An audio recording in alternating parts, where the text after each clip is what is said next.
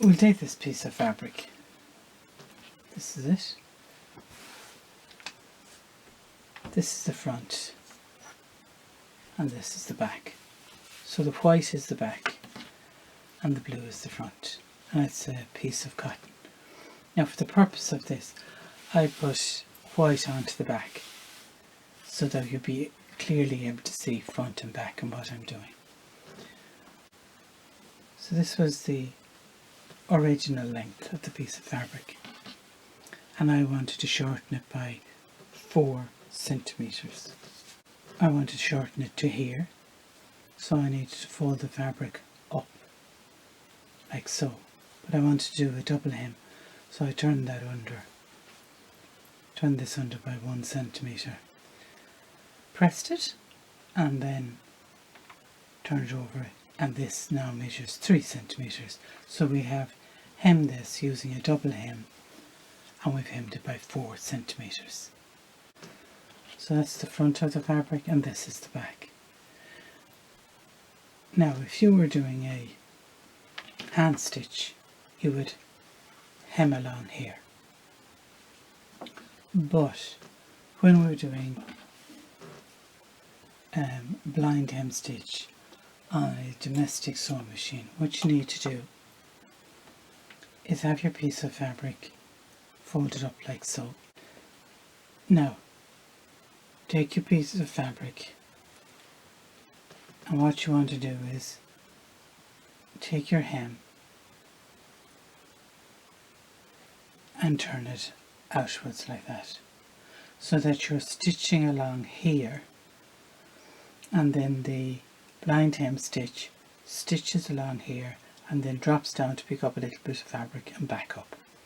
So in industry there are machines specifically for doing this blind hem stitch, and I understand there are also domestic machines that are suitable for doing a blind hem, but all we're doing on these basic machines is trying to use the function of the blind hem to make our best blind hem stitch. So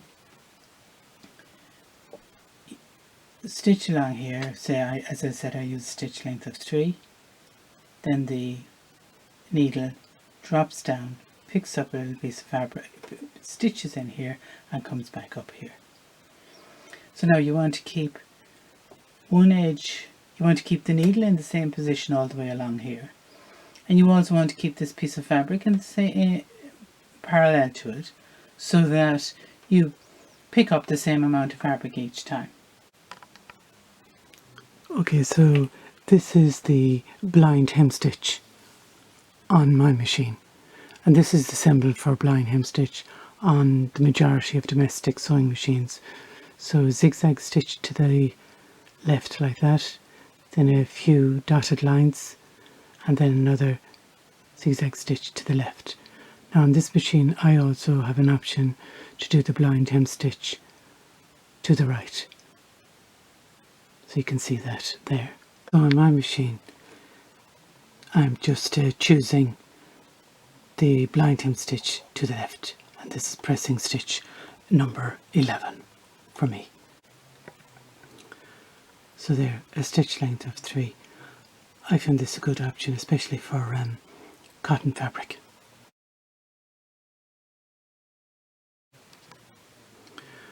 So this is my blind hem foot.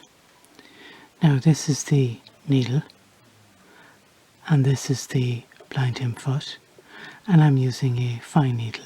This is a number 12 needle, universal number 12 needle, using standard polyester thread that I just have in stock, and I'm using red so that you can see what I'm doing on the blue fabric.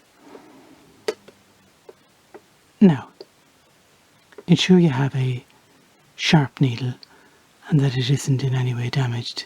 In fact, I would suggest using a new needle for doing the blind hem stitch. Here I use as a guide, so I place the folded hem against that there. Then when I drop my needle, I know that it's approximately 3 millimeters from here to here. Now this here is my guide, and here's where I'm going to place the folded edge of the fabric against this, so that when the needle drops down, to here, it will catch a small piece of fabric. So you keep the fabric that's feeding here and the folded hem in line with one another, so that you have a parallel line, and when the needle moves down to the left, you will pick up a small amount of fabric. The objective is to have this lined up with this little white line here, my guide, on the blind hem foot. This edge here runs in line with this. That means that here and here are parallel to one another. You're trying to keep them the same distance apart all the time, so that when the needle stitches 4 stitches, then drops down, it picks up just a small amount of fabric, comes back up, stitches, drops down again, picks up a small amount and back up. So then if you find that you've taken up too much fabric, you need to move your fabric away from the needle, and if you're missing stitches, you need to move the fabric closer to the needle. So if I, for example, wanted to move this closer, I would use the guide as a measure and move this towards the needle, and then move the fabric towards this. So this is only a guide, it isn't actually doing anything, it's just a need for you to know where to lay this. So if I drop this now, here the fabric is in, this folded fabric is in line with this, and then in here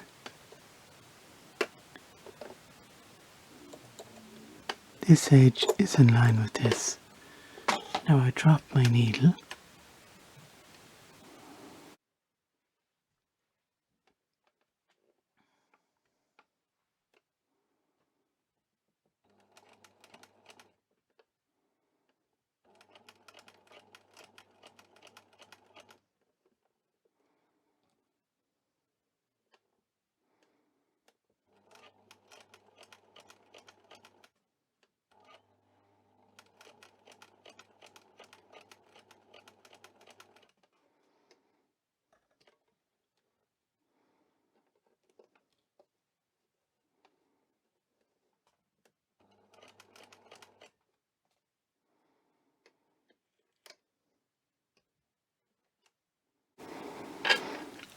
now you do need to do a back stitch at the beginning and end, as you do for any stitch line, but choose the straight stitches to do your back stitch on. So now when I turn that piece of fabric over, these are the stitches that I made.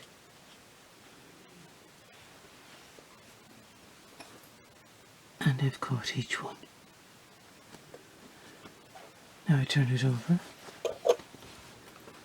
and these stitches here are particularly good. And this first one here, it's visible, and perhaps I would need to improve how I position the fabric there for that first stitch. Whilst at the same time I think if it were a blue thread and matching this would be barely noticeable. If you have any questions, just ask in our WhatsApp group and I'll do my best to answer your questions, or I'll try and find out the answer from somebody else and get back to you. So that's it, and this is as I said this is a much different video.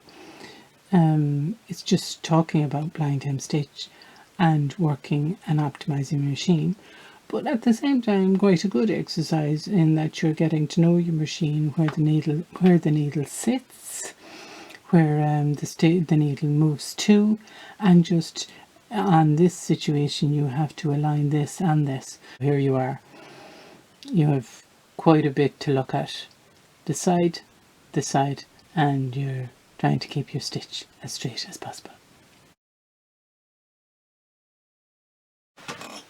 So this is the blind hem foot that I've put on. I'm using a sharp needle and a fine needle, and I'm using a stitch length of 3 millimeters. I have reduced the tension slightly, and I have chosen the blind hem stitch on my machine. So now this is your piece of fabric, and we want to hem this by 4 centimeters from here to here. So I turned it over by 1 centimeter and then by another 3 centimeters, and just pressed it to hold it in place. Now, so this is a skirt that you want to hem, and remove 4 centimeters from the length of the skirt. You would mark at 4 centimeters from the base, then turn under 1 centimeter and turn under again. Now take the piece of fabric, so this is the back of the fabric. Now what you need to do is fold the hem under like so,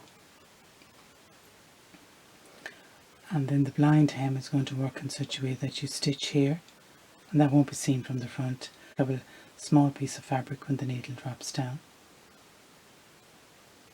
then the needle will come back up here, another 4 stitches on that's set on my machine, then drop down again. So this here is straight, and I want to keep this parallel to this, the same distance apart all the way along. Now to do this, as I mentioned earlier, I am going to place this against this marked a piece on the blind hem foot that I know will give me a distance of 3 millimeters from the needle. I cannot change the stitch width on this machine, but on most machines you can.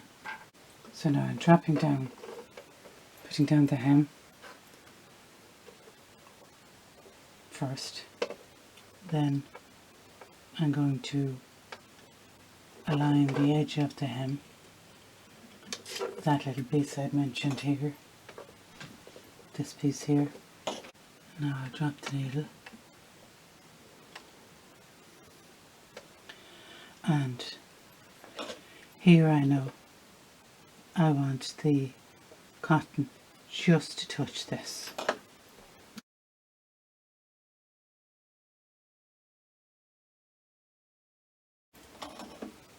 Now we've stitched along here, drop down to pick up a small piece of fabric. The needle does this automatically. Down here, drop down again.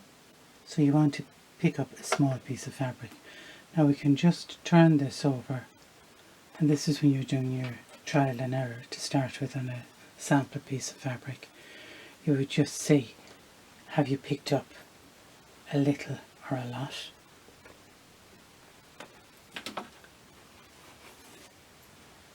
And here we've picked up this, this and this, which is small. Now this is a little bigger, but I still think if that were matched to the colour, it would be barely noticeable. But this here is particularly good. I can show you what it looks like. Say if I alter this now and I move the fabric closer to the needle, that means I move this. For this one, it's moving it towards me. And now I place this down. and I'm saying, so I've moved the piece of fabric now closer to the needle. So when I stitch now,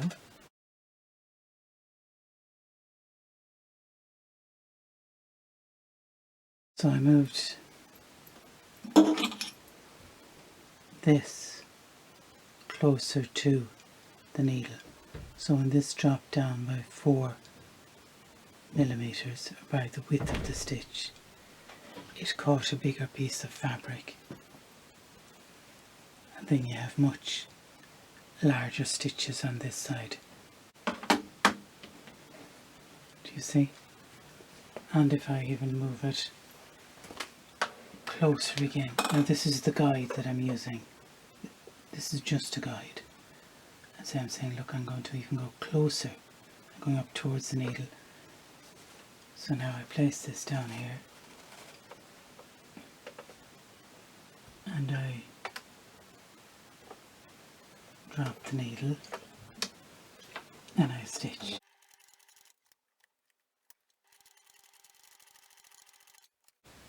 That stitch now is even bigger again. So this is what we started out with, where I knew the needle was positioned for the width of the stitch away from the edge of the fabric, and then it just caught it. Now you may miss some stitches doing this, but with practice you will be able to know what a good stitch is like from this side. So what I will do now is set this back. So I want now to go back to a good stitch. So as a starting point, what I do is I just, on an old piece of fabric, stitch the blind hem stitch, and then I draw a line along the stitch line, and then along the line where this drops down.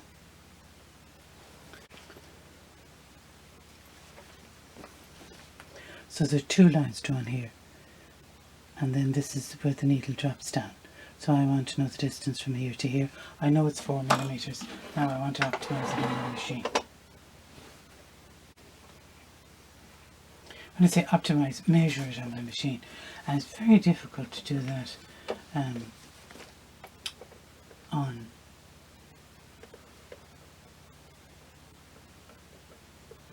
it's difficult to do this because there's very little space to see. But I'm dropping that needle down onto the stitch line. Now I lift this up for a minute, and I want to move this down so that I know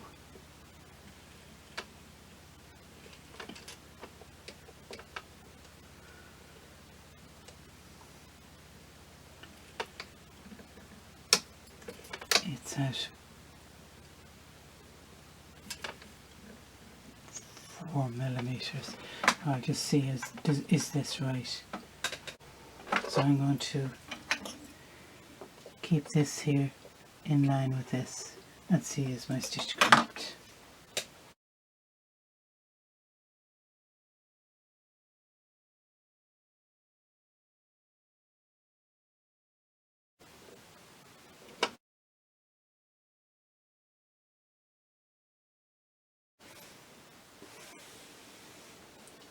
So back to where I was. So it's taking me time to get back to where I was. I adjusted it to show you what would happen.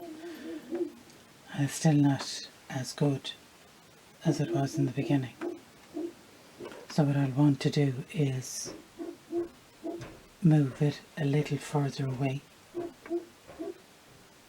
a fraction.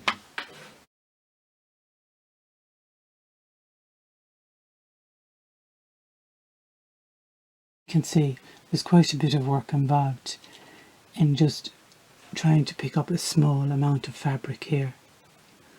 And I spoke to a number of people that I know who are very interested in sewing, and just asked them about their use of the blind hem stitch.